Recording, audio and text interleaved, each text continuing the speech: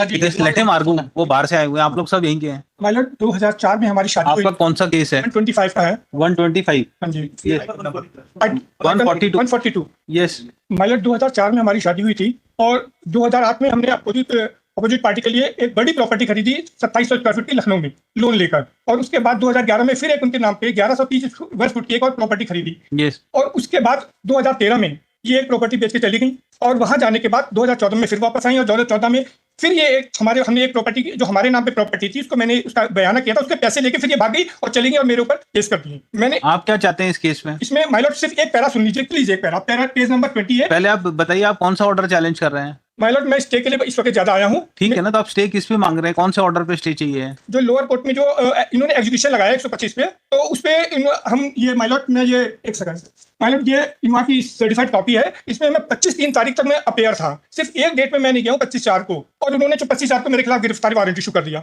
Issue notice to respondents on payment of PF within 7 days. पहले notice हुआ है? नहीं, नोटिस है प्लीज माइलॉर्ड, इस पे स्टे दिया था जिससे कि मैं कम से कम। Full stop. कहाँ है आपका?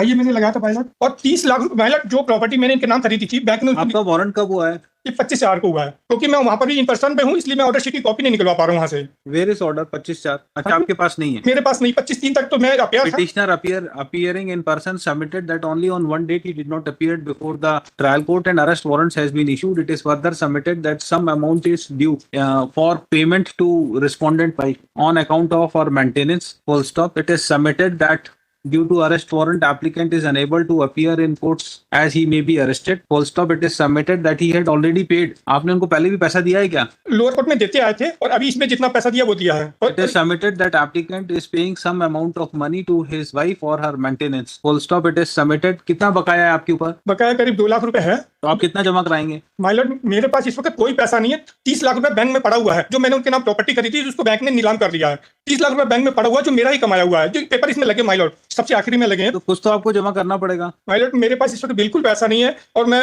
LLB की पढ़ाई कर रहा हूँ। कल मेरा पेपर है, कल भी मैं 3 तारीख को भी पेपर देके आऊँ, कल फिर मेरा 5 को फिर मेरा पेपर है, और मैंने जो किस्त है ये मैंने गुरुद्वारे से लोन लेके मैंने किस्त जमा करी है, फीस जमा करी माइलॉर्ड। मैं इस वक्त मैं बहुत परेशान हूँ माइलॉर्ड, मेरा सारा कारोबार बंद हो चुका है, मशीनें नीलाम हो चुकी हैं। ये आपकी वाइफ क्या करती हैं? ये मेरा पैसा बहुत सारा लूट के लेके आ गई वहां से, और पैसे वो उसी पैसे पे रहे जो उनके फादर यहाँ पे रह रहे हैं, उनको पेंशन मिलती है। ये बैंक में माइलॉर्ड इसमें लगा हुआ 30 लाख रुपए मेरा पड़ा हुआ है हमारा, वो जो बैंक ने। तो अभी आपकी बात कैसे मानेंगे? क्या चीज? इसमें पेपर लगे माइलॉर्ड बैंक। बताइए कौन से पेपर? हाँ जी, कौन से पेपर लगे? पेज नंबर है 308 to 309 3010 तक। 3010 में सॉरी ये 309 में देख लीजिए, इसमें लिखा हुआ है नीचे। ये 30 लाख रुपए ये लोन उनके नाम की प्रॉपर्टी थी, मैंने 2011 से लेकर 2019 तक। ये तो आपके लिखित तर्क हैं। कौन सा पेज पे आप बता रहे हैं? 308 से 309 310 308। हाँ जी 308। ये बैंक के पेपर है जो मैंने बैंक में। अनेक्सर बताइए। अनेक्सर है A54 309 में नीचे लिखा हुआ है। क्या लिखा नीचे? लिखा कि संदर्भित पत्र आपके पत्र के प्रश्न संख्या 3 और 4 के उत्तर में कृपया ध्यान दें कि 40,80,000 रुपए की कुल बिक्री विचार राशि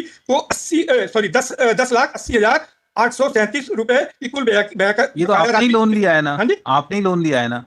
माय लॉर्ड ये मैंने वाइफ के नाम प्रॉपर्टी खरीदी थी, भले खरीदी लोन था, उस पे लोन था। आपने ही तो लोन लिया है ना? लोन दोनों के नाम पे था। उनके आपने ही लोन लिया है, आपकी वाइफ की प्रॉपर्टी पे आपने ही लोन लिया है, तो वो तो भरना तो पड़ेगा ही आपको बैंक को। हमने भरा है हमारे ऊपर 2014 में। एक मिनट माय लॉर्ड, आप कह रहे हैं कि आपकी वाइफ जो है आपकी प्रॉपर्टी बेच के चली गई है, उससे उसको पैसा मिला है। कहाँ है उसका डॉक्यूमेंट? लगे हुए माय लॉर्ड, तो बताइए ना कहाँ है। एक सेकंड। और कोर्ट में क्रॉस में उन्होंने कहा, वकील लगा लीजिए माय लॉर्ड प्लीज। कोर्ट में उन्होंने क्रॉस में कहा कि उनकी प्रॉपर्टी को मैंने बेचा। आप डॉक्यूमेंट बताइए ना, कहाँ है आपकी वाइफ ने आपकी प्रॉपर्टी बेची है? नहीं, उन्होंने खुद अपनी प्रॉपर्टी को बेच के गई हैं। हाँ, तो अपनी प्रॉपर्टी तो बेच ही सकती है वो अपनी। हाँ, और कोर्ट में कहा कि उनकी प्रॉपर्टी को मैंने बेचा है, ये क्रॉस में कहा उन्होंने, इसमें लगे डॉक्यूमेंट। तो उससे उनका राइट थोड़ी ना खत्म हो जाएगा मेंटेनेंस का। नहीं, मैं माय लॉर्ड इसमें सिर्फ एक पैराग्राफ प्लीज सुन लीजिए, एक पैराग्राफ प्लीज सुन लीजिए।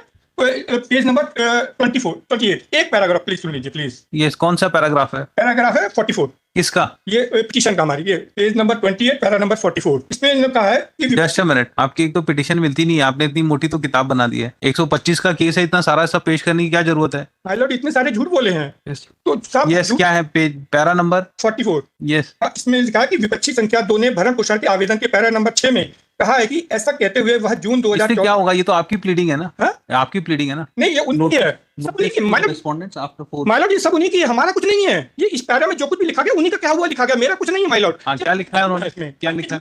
माइलॉर्ड क्या लिखा है? वही तो मतलब इसमें कह रही है कि जून 2014 में आवेदक क्रमांक 1 को उसके बच्चों सहित हाथ पकड़ के घर से निकाल दिया, जहां वह लखनऊ गुरुद्वारा अपनी मां के पास आ गई। यानी यहाँ पे कह रही है कि जब उसको घर से निकाला गया तो उसकी मां गुरुद्वारे में थी। तो इसका मेंटेनेंस से क्या लेने देना? आप तो मेंटेनेंस से बताइए। बोल के कहीं वो अपनी मर्जी से गई है और मेरे जो अपनी मर्जी, ये सब ट्रायल में देखा जाएगा। ट्रायल हो चुका है माइलॉर्ड, अभी तो हम आए आपके पास। ट्रायल कहाँ हुआ? अभी तो ऑर्डर हो गया है। अभी तो वारंट हुआ है ना आपको। नहीं ट्रायल तो आप उसमें चैलेंज करिए, ट्रायल में, इसमें नहीं देखेंगे। एग्जीक्यूशन है माइलॉर्ड, एग्जीक्यूशन है ये। तो आपने ट्रायल भी, वो भी चैलेंज किया होगा ना 125 का ऑर्डर? 125 को चैलेंज किया है। कहाँ चैलेंज किया है? वो सेशन में किया तो वहीं जाइए आप। वहां से ऑर्डर हो गया, उसी को मैंने यहाँ चैलेंज किया अच्छा, हुआ है। सेशन के ऑर्डर को आपने यहाँ चैलेंज किया है। माय लॉर्ड, उसी को चैलेंज किया मैंने। तो आप कुछ पैसा जमा कराइए, जब स्टे देंगे, नहीं तो नहीं देंगे। माय लॉर्ड मेरे पास पैसे नहीं, हम कहाँ से तो देंगे? आप मत कराइए जमा, जेल जाइए। I can not do anything, कुछ तो आपको जमा कराना पड़ेगा। माय लॉर्ड वो 30 लाख रुपए हमारा पड़ा हुआ है, हमारी मेहनत से कमाया हुआ है। आप जितना एरियर है उसमें आप कितना जमा करा सकते हैं, इतना बता दीजिए। माय लॉर्ड मैं आप कुछ भी जमा कराएंगे तो हम कंसीडर कर सकते हैं, पर बिना उसके नहीं करेंगे। मतलब 2-4-5 हजार रुपए जमा करा सकते हैं। 5,000 नहीं, माय लॉर्ड मेरे पास कम से कम एक महीने का 15-20 हजार रुपए तो जमा कराइए। 8,000 रुपए है माय लॉर्ड, प्लीज। हम नहीं हमारे council for the applicant submitted that to show his bona fides he is ready to deposit 25,000। नहीं माय लॉर्ड, मेरे पास है ही नहीं पैसे। अब हम कितना जमा करा सकते हैं? मुश्किल से 8,000 जमा करा पाएंगे, हमारे पास है नहीं पैसे। चलिए 10,000 करा दीजिए, ठीक है।